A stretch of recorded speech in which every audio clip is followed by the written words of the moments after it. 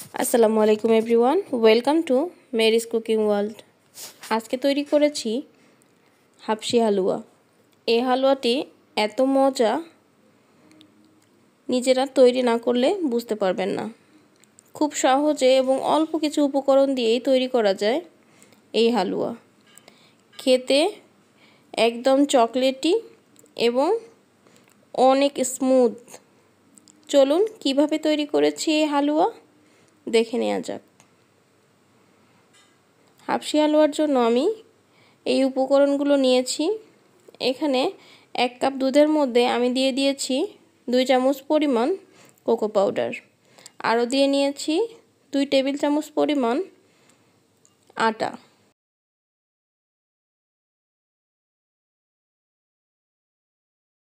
খুব ভালোভাবে মিশিয়ে নিতে হবে যেন দানা দানা ভাব না থাকে। এখানে দিয়ে দিলাম ফ্লেভারের জন্য প্রায় হাফ চা চামচ পরিমাণ চকলেট এসেন্স। এটা অপশনাল, আপনারা দিতেও পারেন নাও দিতে পারেন। যেহেতু কোকো পাউডার দিয়েছি এই জন্য আমি দিয়ে নিলাম। চুলায় একটি প্যান বসিয়ে নিয়েছি। এখানে অ্যাড করে দিব 2 টেবিল চামচ পরিমাণ ঘি। এরপর দিয়ে দিব এখানে ছানা। আমি এখানে 1 লিটারের চেয়ে একটু বেশি দুধের ছানা কেটে নিয়েছি। ইউটিউবে ছানা কাটার অনেক ভিডিও আছে, আপনারা ওখান থেকে দেখে নিতে পারেন। আমি এখানে 2 টেবিল চামচ ভিনেগার দিয়ে ছানাটা কেটে নিয়েছি। ছানাটা দিয়ে কিছুক্ষণ ভেজে নেওয়ার পর দিয়ে দিলাম গুঁড়া দুধ হাফ কাপ পরিমাণ। এই সব কিছু দিয়ে খুব ভালোভাবে ভেজে নিব। দেখতেই পাচ্ছেন আমি ঘির মধ্যে ছানা এবং গুঁড়ো দুধ খুব ভালোভাবে ভেজে নিচ্ছি। একটু শুকনো শুকনো হওয়া পর্যন্ত সুন্দরভাবে ভেজে নেব। দেখতেই পাচ্ছেন ঘি ছেড়ে দিচ্ছে। এ পর্যায়ে দিয়ে দিতে হবে সেই লিকুইড মিশ্রণ থেকে অল্প একটু পরিমাণ।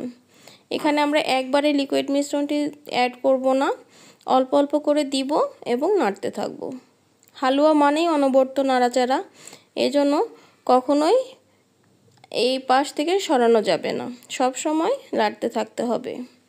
আমি ওই লিকুইড মিল্কে যেহেতু আটা আছে এই জন্য দেওয়ার সঙ্গে সঙ্গেই ঘন হয়ে যাবে এবং কুক হয়ে যাবে, এই জন্য সবসময় নাড়তে থাকতে হবে। এ পর্যায়ে দিয়ে দিলাম হাফ কাপ চিনি থেকে একটু কম, কারণ মিষ্টিটা যে যার পছন্দ মতো দিয়ে নেবেন। আমার ঘরে যেহেতু মিষ্টিটা কম খাওয়া হয় এই জন্য আমি হাফ কাপের থেকে একটুখানি রেখে দিয়েছিলাম, পরবর্তীতে সেটাও লেগে গিয়েছে। এই যে দেখতে পাচ্ছেন আমি হাফ কাপ চিনি দিয়েছি। আপনারা আপনাদের পছন্দ মতো এবং পরিমাণ অনুযায়ী চিনিটা অ্যাড করবেন। দিয়ে দিলাম 1 চিমটি লবণ। যে কোনো মিষ্টি খাবারে একটু চিনি দিলে স্বাদটা অনেক বেড়ে যায়, এই জন্য চেষ্টা করবেন যে কোনো মিষ্টি খাবারে একটু চিনি দিতে। এ পর্যায়ে দিয়ে দিলাম 1 চামচ পরিমাণ বেকিং পাউডার, বেকিং সোডা না, বেকিং পাউডার দেওয়ার চেষ্টা করবেন। এবং সর্বশেষ মিল্কের গোলাটুকু দিয়ে দিলাম। দেখতেই পাচ্ছেন অনেক সুন্দর নরম হয়ে এসেছে।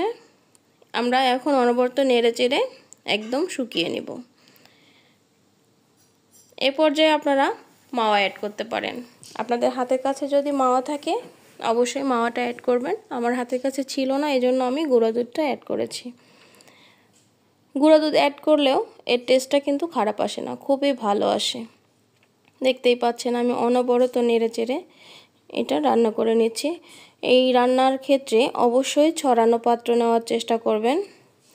এই যে আমার হালুয়াটি গা ছেড়ে এসেছে, মোটামুটি কমপ্লিট। দেখতেই পাচ্ছেন খুব সুন্দর একটা কালার এসেছে। আপনারা এভাবে তৈরি করে দেখবেন, নিরাশ হবেন না। এখন আমি হালুয়াটি সেট করে নিব। এতক্ষণ থেকে কষ্ট করে যারা ভিডিওটি দেখছেন প্লিজ আমার ভিডিওতে একটা লাইক দিয়ে যাবেন। যদি কোথাও একটুও ভালো লাগে তাহলে অবশ্যই চ্যানেলটি সাবস্ক্রাইব করে পাশে থাকবেন। এভাবে চেপে চেপে সেট করে নিব হালুয়াটি। আপনারা চাইলে এখানে গার্নিশিংয়ের জন্য যে কোনো বাদাম অ্যাড করতে পারেন। আমি এখানে পেস্তা বাদাম এবং কাজু বাদাম দিয়ে নিয়েছি, আপনাদের ইচ্ছা মতো আপনারা বাদাম অ্যাড করে দিবেন। এই তো বাদামগুলো দিয়ে একটু গরম অবস্থাতেই চেপে চেপে রেখে দিবেন। এই তো 2 ঘন্টা পর আমি এটা কেটে নিব। এখনও একটু গরম গরম আছে, আপনারা রাত্রে বানিয়ে সকালে কেটে নিলেও হবে। দেখতেই পাচ্ছেন খুব সুন্দরভাবে কেটে নেওয়া যাচ্ছে। আপনারা অবশ্যই এই মিষ্টিটা একবার বাসায় বানিয়ে খেয়ে দেখবেন, খুবই ভালো লাগে এবং একদম আনকমন একটা খাবার।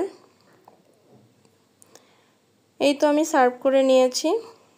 মাশাআল্লাহ, আমার হালুয়াটি অনেক সুন্দর হয়েছে আর অনেক মজা হয়েছিল। সবাই ভালো থাকবেন, সুস্থ থাকবেন। আল্লাহ হাফিজ। আসসালামু আলাইকুম।